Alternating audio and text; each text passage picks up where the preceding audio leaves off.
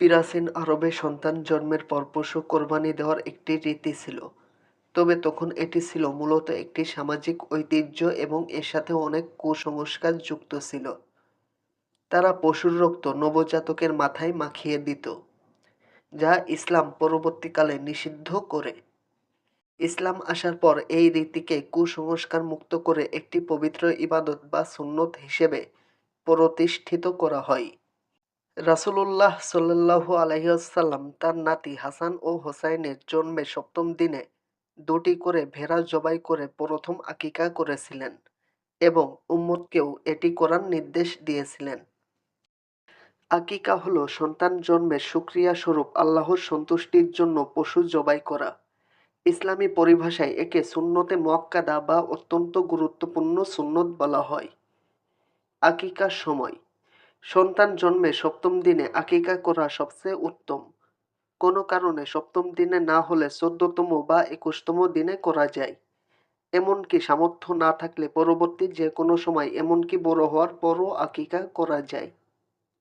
দিন গণনা: যদি সন্তান শুক্রবার মাগরিবের আগে জন্মায়, তবে সেই শুক্রবার থেকেই দিন গণনা শুরু হবে। আর যদি মাগরিবের পর জন্মায়, তবে পরের দিন অর্থাৎ শনিবার থেকে গণনা শুরু হবে। পশুর সংখ্যা ও ধরন: ছেলে সন্তান হলে ছেলের পক্ষ থেকে ২টি ছাগল, ২টি ভেড়া বা ২টি দুম্বা আকিকা করা সুন্নত।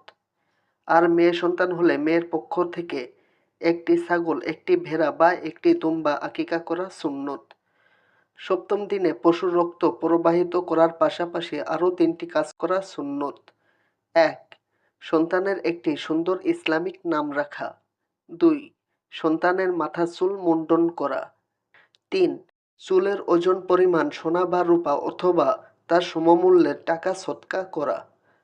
আকিকার গোশত বন্টন: আকিকার গোশত কোরবানির গোশতের মতোই ৩ ভাগ করে বন্টন করা উত্তম। ১ ভাগ নিজেদের জন্য, ১ ভাগ আত্মীয়-স্বজনের জন্য, ১ ভাগ গরিব মিসকিনদের জন্য।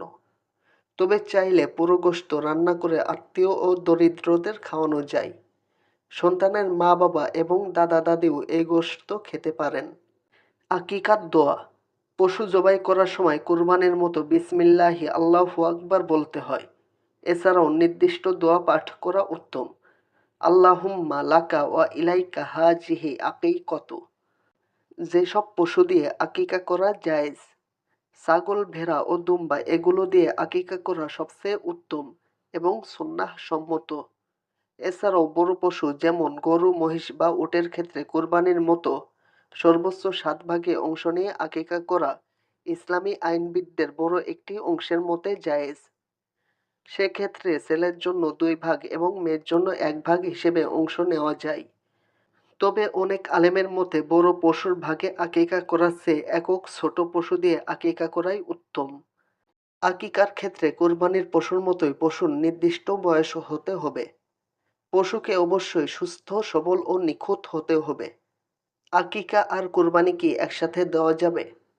গরু বা মহিষের মতো বড় পশুতে যেখানে সর্বোচ্চ ৭টি অংশ বা ভাগ থাকে, সেখানে ১ বা একাধিক ভাগ কোরবানির জন্য এবং বাকি ভাগ আকিকার জন্য নির্দিষ্ট করা যাবে। অনেক আলেম এটিকে বৈধ বলেছেন। তবে উত্তম পরামর্শ হলো, অনেক ইসলামী স্কলারের মতে কোরবানি এবং আকিকা দুটি ভিন্ন ইবাদত। তাই আর্থিক সামর্থ্য থাকলে কোরবানি এবং আকিকার জন্য সম্পূর্ণ পৃথক পশু ব্যবহার করাই সবচেয়ে উত্তম ও নিরাপদ, যাতে কোনো ধরনের মতভেদ না থাকে।